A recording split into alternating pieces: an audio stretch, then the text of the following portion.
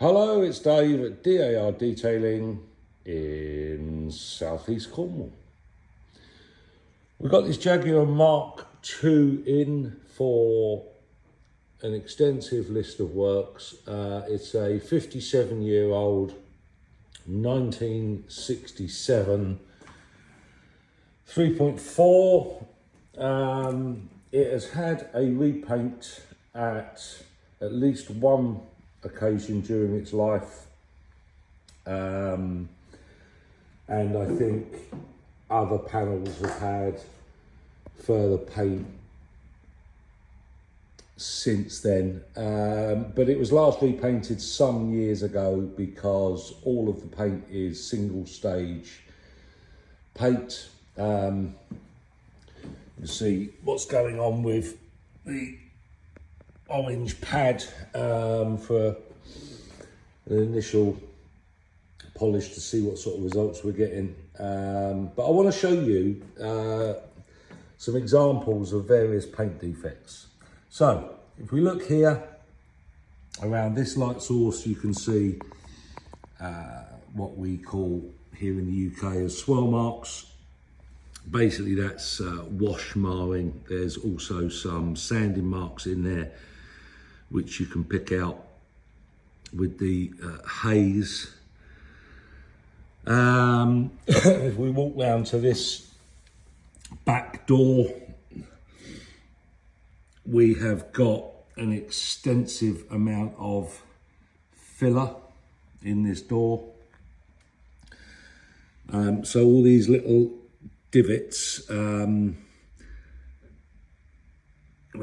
phone is quite close to the panel here, so it's amplifying them or zooming in on them if you like, but you know, they are hills and valleys essentially if you were to look at the panel horizontally, where you've got a hill and a valley, peaks and lows in the paint surface. So the pad is going to polish the tops of the peaks and is not going to get down into the valleys.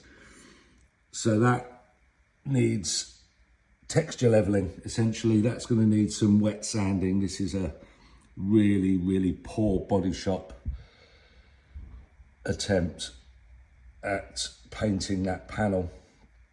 I'll show you on the boot what just polishing that looks like. So this boot, looks, well, even under these lights you can see it. Look, you can see all of the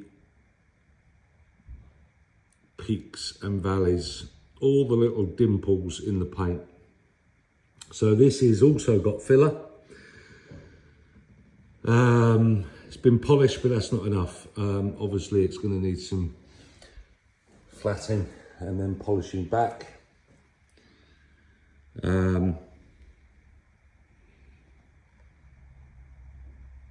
Lots of little defects in the paint. Let's go to this front driver's wing.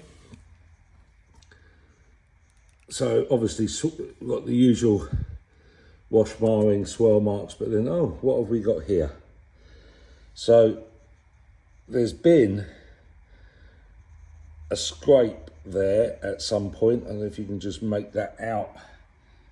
There it is. There's been a scrape on that wing at some point. Somebody has rattle canned that in with red paint around that area there, and then look at the overspray. See the overspray around the area that's been painted. So that's going to need claying, maybe. We'll clay it first, see if we can remove the overspray with claying. It's even on the arch of that lip of that wheel arch. So we'll clay it first, see if we can remove it with claying. If not, we'll have to step it up. What else can I show you? So here, let's have a look. These hex lights aren't going to help here, but let's see if we can pick this out.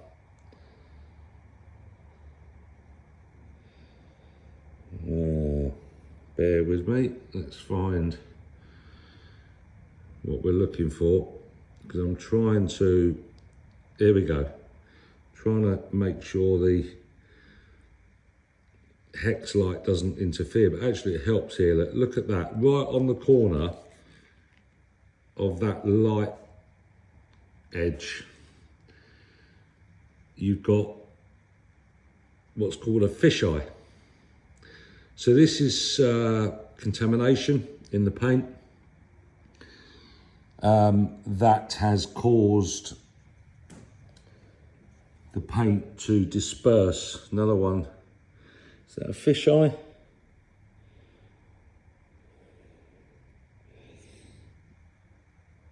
No, that's a chip actually, has been touched in afterwards that's creased the paint. Other things that we need to look for whilst polishing, a few deeper scratches along the near side, but lots of sanding and flatting marks in the paint. We've got some cracks.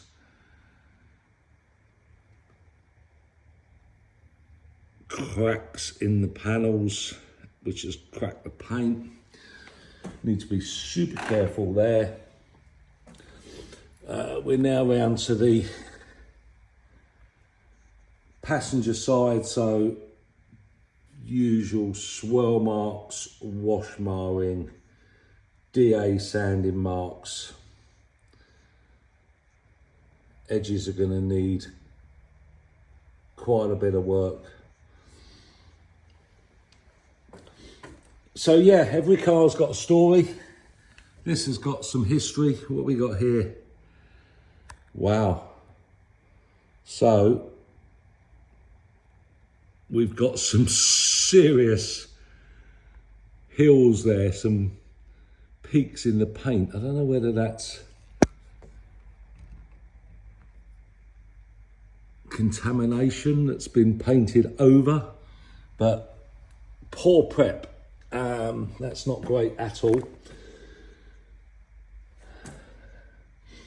Lots of sanding marks, more sanding marks. In fact, there's a good example. You can see where, right on this, you can see, if you go into that, this is the rear wheel arch and wheel well fender. In fact, if you go in close on the rubber, you can see the red tape line where it's had paint. But look at that there. These are sanding marks, D.A. sanding marks left in the paint. They've not obviously sanded right to the edge. That's a good thing because they don't want to burn through.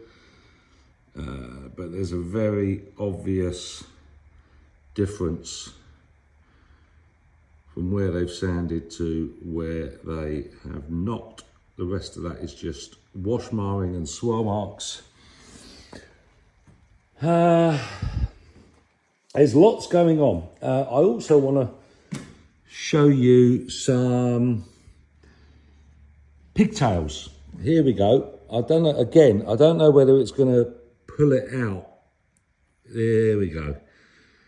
So these are generally caused, they're little circular micro scratches that are caused by damage from contamination on the sanding face. There we go, look. So those are pigtails in the paint caused by contamination in the sanding process. There are some random deeper scratches that are going to need a bit more work. The roof has been painted, as the rest of the car, and apart from a few little pigtails, actually the roof is probably the best panel on the car. So I've polished that, not refined it yet, just cut it, and that has actually come up really well. That is the best panel on the car. The sides are trashed. The bonnet has got some defects in it, some fish eyes, some pigtails, some heavy sanding marks, particularly down this center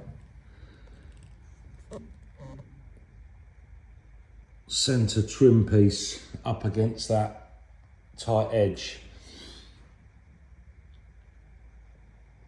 Some random deeper scratches there.